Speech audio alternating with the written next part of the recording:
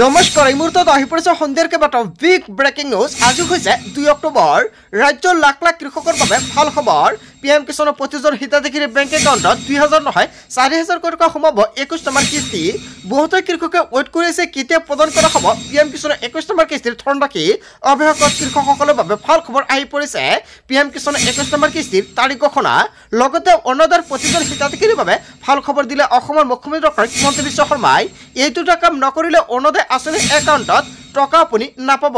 লগতে মজুত মাত্ৰ 2টা দিন বাকী আছে, ইয়াৰ ভিতৰতে কৰিব লাগিব। যদি আপোনাৰ ৰেচন কাৰ্ড আছে আপোনাৰ বাবে ভাল খবৰ। ৰেচন কাৰ্ড থাকিলে প্ৰত্যেক মাহতে পাব টকা। লগতে কেইবাটাও ৰাজনৈতিক খবৰৰ লগতে অৰাজনৈতিক খবৰ যুগুত কৰা হৈছে আজিৰ দিনটোত।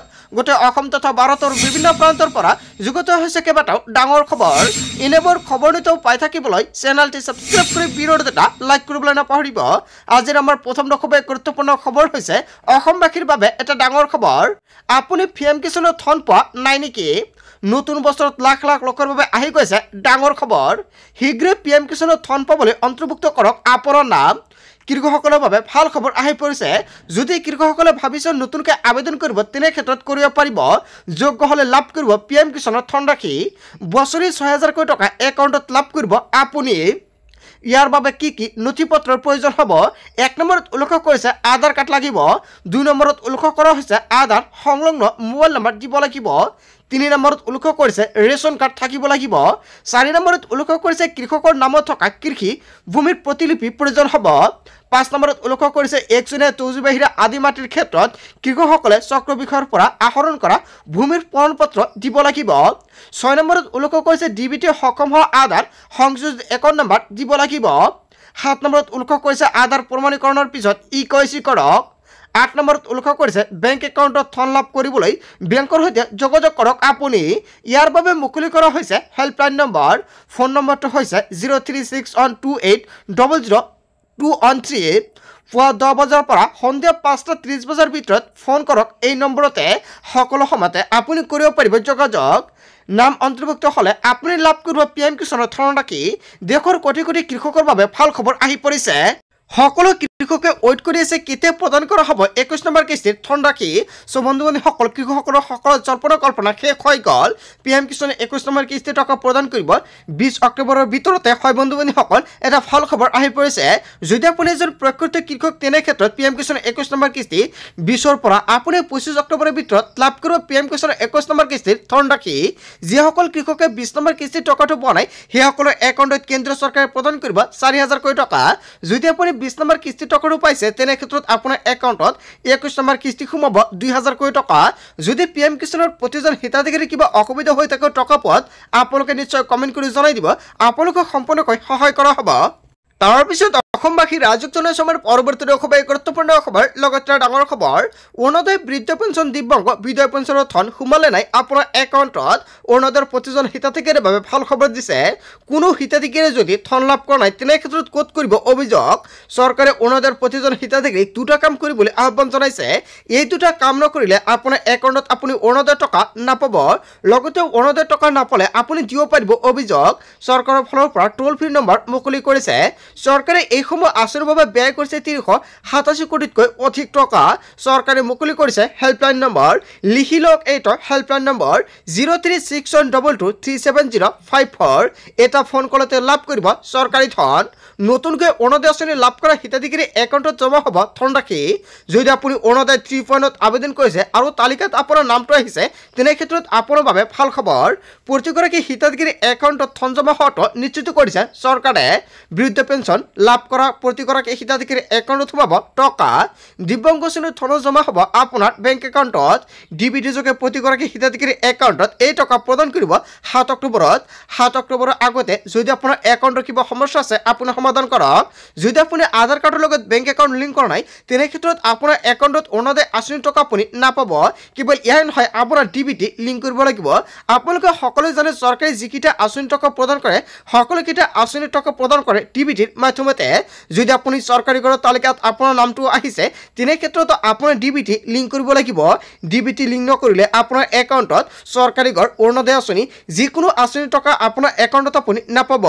অসমৰ মুখ্যমন্ত্ৰী ডক্টৰ হিমন্ত বিশ্ব বিশ্ব শৰ্মাই এইকেইটা কাম কৰিবলৈ আহ্বান জনাইছে অন্যথা আপোনাৰ একাউণ্টত অৰুণোদয় আঁচনিৰ টকা 7 অক্টোবৰত নাপাব আৰু 7 অক্টোবৰত কোটি কোটি মহিলাৰ একাউণ্টত এই টকা প্ৰদান কৰিব চৰকাৰে তাৰ পিছত অসমবাসী ৰাজুক জনাইছে আমাৰ পৰৱৰ্তী খুবেই গুৰুত্বপূৰ্ণ খবৰ লগতে ডাঙৰ খবৰ PMAY তালিকাত নাম আছে নেকি আপোনাৰ এতিয়া আপুনি তালিকাত চেক কৰক তালিকাত নাম থাকিলে আপোনাৰ কৰিব লাগিব EKYC আপুনি কেনেকৈ তালিকাটো চেক কৰিব যদি আপুনি চৰকাৰী গৰ্ভভাৱে জিঅ' টেকিং কৰিছে তেনে ক্ষেত্ৰত আপোনাৰ বাবে ভাল খবৰ চৰকাৰে সকলো দৰিদ্ৰ পৰিয়ালক দিব নতুনকৈ চৰকাৰী পকীঘৰ তালিকাত যদি নাম অহা নাই তেনে ক্ষেত্ৰত দিব পাৰিব অভিযোগ তালিকাত নিজে ভৰাই লওক আপোনাৰ নাম মুকলি কৰা হৈছে হোৱাটছআপ নম্বৰটো হৈছে 8810389745 কেঁচা কৰা ফটো তুলি পঠিয়াই দিয়ক আপুনি হোৱাটছআপ নম্বৰত ফোন কৰিও আপুনি ঘৰ নোপোৱাৰ বাবে দিব পাৰিব অভিযোগ ফোন নম্বৰ কেইটা হৈছে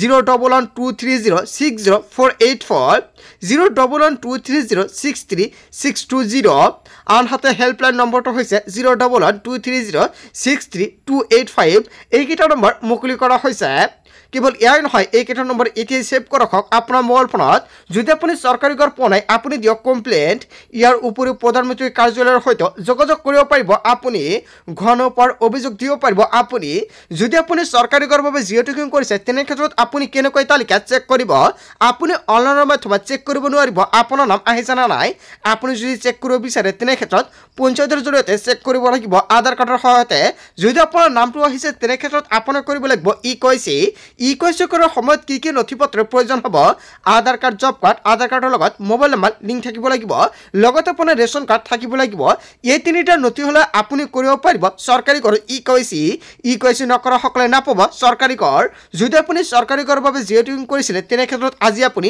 পঞ্চায়তৰ জৰিয়তে কৰি লওক EKYC নকৰা সকলৰ একাউণ্টত চৰকাৰী ঘৰৰ টকা প্ৰদান নকৰে বা পৰৱৰ্তী সময়ত চৰকাৰে তালিকা প্ৰস্তুত নকৰে ইয়াক লৈ কেন্দ্ৰীয় চৰকাৰৰ ফালৰ পৰা আগতীয়াকৈ জাননী জাৰি কৰিছে আজিৰ ভিডিঅ'টো সকলোৱে বেছিকৈ শ্বেয়াৰ কৰি দিব যাতে সকলোৱে EKYC কৰিব পাৰে তাৰ পিছত অসমবাসী ৰাজুক জনাইছে আমাৰ পৰৱৰ্তী খুবেই গুৰুত্বপূৰ্ণ খবৰ লগতে ডাঙৰ খবৰ জুবেনৰ মোবাইলৰ পৰা অন্তৰ্ধান বহুত তথ্য ওলাই পৰিছে কেৱল এয়াই নহয় কেইবাটাও গুৰুত্বপূৰ্ণ আপডেট আহি পৰিছে আজিৰ দিনটোতে সিদ্ধাৰ্থৰ পৰা উদ্ধাৰ হৈছে জুবেন গাৰ্গৰ বেগত উদ্ধাৰ হৈছে টেবলেট ইয়াক কিশোৰ টেবলেট কৰি থকা হৈছে পৰীক্ষা আৰু ইয়াক লৈ জনতাৰ মাজত ক্ষোভ সৃষ্টি হৈছে সিদ্ধাৰ্থই কেনেকৈ পাহৰিছিল টেবলেটৰ কথা কি লুকাইছে সিদ্ধাৰ্থই সকলো তথ্য ওলাই পৰিব জোৰদাৰ জেৰা চলাইছে CIDৰ জেৰাত বহু বিস্ফোৰক তথ্য দিছে সিদ্ধাৰ্থই 18 তাৰিখে নিশা আয়োজন কৰা হৈছিল পাৰ্টি আৰু পাৰ্টিত কোন আছিল সকলো তথ্য সদৰি কৰিছে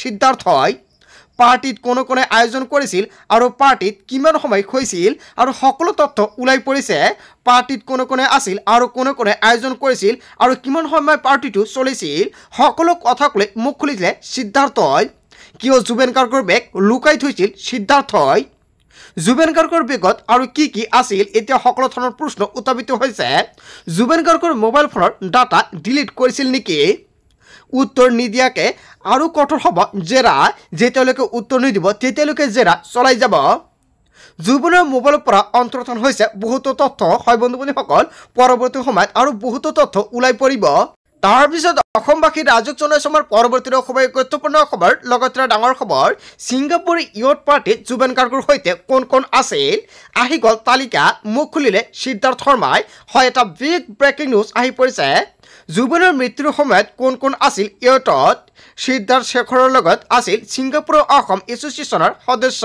কেৱল এয়াই নহয় অভিমন্যু তালুকদাৰৰ লগতে তন্ময় ফুকন ৰূপকমল কলিতা আৰু সিদ্ধাৰ্থ বৰা দেৱজ্যোতি হাজৰিকা আৰু পৰীক্ষিত শৰ্মা আৰু সন্দীপন গাৰ্গ আৰু বাজিত আহমেদ কেৱল এয়াই নহয় কেইবাজনৰ কথা উল্লেখ কৰা হৈছে তালিকা অনুযায়ী জুবেনৰ মৃত্যুৰ পিছতে মোবাইল সুইচ অফ আছিল সকলোৰে নৰ্থ ইষ্ট ফেষ্টিভেলেৰে জড়িত অন্য 3 ব্যক্তিক তলব কৰা হৈছে হয় আপোনালোকে ঠিকে শুনিছে নয়নজ্যোতি দাস আৰু দীপজ্যোতি ৰয় আৰু ৰক্তিম ৰায়ক তলব কৰা হৈছে তিনিগৰাকী আছিল শ্যামকনু মহন্তৰ অতি ঘনিষ্ঠ ছিংগাপুৰ ইয়থ পাৰ্টিত জুবেন গাৰ্গৰ সৈতে কোন আছিল অৱশেষত তালিকাত উল্লেখ হৈছে তাৰ পিছত অসমবাসী ৰাজুক জনাইছে আমাৰ পৰৱৰ্তী খুবেই গুৰুত্বপূৰ্ণ খবৰ লগতে ডাঙৰ খবৰ গ্ৰেপ্তাৰ হ'ব নেকি শেখৰজ্যোতি গোস্বামী আৰু সন্দীপন গাৰ্গে মেনেজাৰ সিদ্ধাৰ্থই খুলিছে মুখ শেখৰজ্যোতি গোস্বামী আৰু সন্দীপন গাৰ্গৰ বিৰুদ্ধে পুনৰ জেৰা চলাবলৈ সাজু হৈছে CIDয়ে জুবেন গাৰ্গৰ মৃত্যুৰ অন্যতম সাক্ষী শেখৰ আৰু সন্দীপন গাৰ্গ জুবেন গাৰ্গৰ লগত ওৰে নিশা পাৰ্টিও কৰিছিল সাগৰলৈ গৈছিল শেখৰ আৰু সন্দীপন গাৰ্গে জুবেনে সাঁতুৰি থকাৰ সময়তো আছিল শেখৰ আৰু সন্দীপন গাৰ্গ একেলগে জুবেনৰ সৈতে সাঁতুৰিছিল দুয়োই দায়িত্বহীন আৰু জ্ঞানহীনতাৰ পৰিচয় দিছিল শেখৰ আৰু সন্দীপন গাৰ্গে নিজকে ৰক্ষা কৰাৰ চেষ্টা সন্দীপন গাৰ্গৰ ইতিমধ্যে CIDৰ জেৰাত বহুত বিস্ফোৰক তথ্য দিছে সিদ্ধাৰ্থই 18 তাৰিখে নিশা আয়োজন কৰা পাৰ্টিত কোন কোন আছিল সকলো তথ্য ওলাই পৰিছে সকলো তথ্য সদৰি কৰিছে সিদ্ধাৰ্থই পাৰ্টিত কোনে আয়োজন কৰিছিল আৰু কিমান সময় পাৰ্টি চলিছিল সকলো তথ্য ওলাই পৰিছে সকলো কথাক লৈ মুখ খুলিলে সিদ্ধাৰ্থই হয় বন্ধুসকল এটা বিগ আপডেট আহি পৰিছে তাৰ পিছত অসমবাসী ৰাজক জনাইছমাৰ পৰৱৰ্তী খুবেই গুৰুত্বপূৰ্ণ খবৰ লগতে ডাঙৰ খবৰ ওৰে নিশা উজগৰে কটালে শ্যামকানু মহন্ত আৰু সিদ্ধাৰ্থ শৰ্মাই এফালে গৰম আনফালে মহৰ কামৰুনি হয় আপুনি ঠিকই শুনিছে মহামাৰীয়ে এনেকুৱাকৈ অৱস্থাৰ সৃষ্টি হৈছে শ্যামকানু মহন্ত আৰু সিদ্ধাৰ্থৰ ইছাটি বিচাটি কৰি থাকিলে শ্যামকানু আৰু সিদ্ধাৰ্থই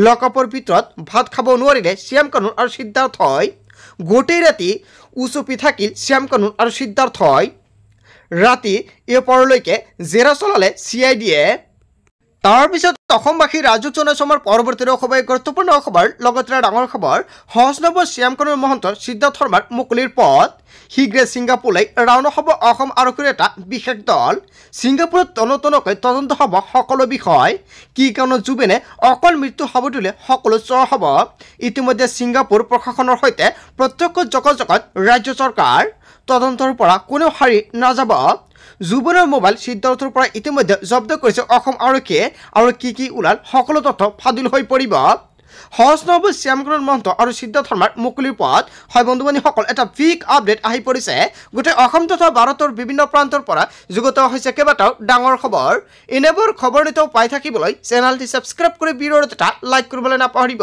so thank you for watching full video'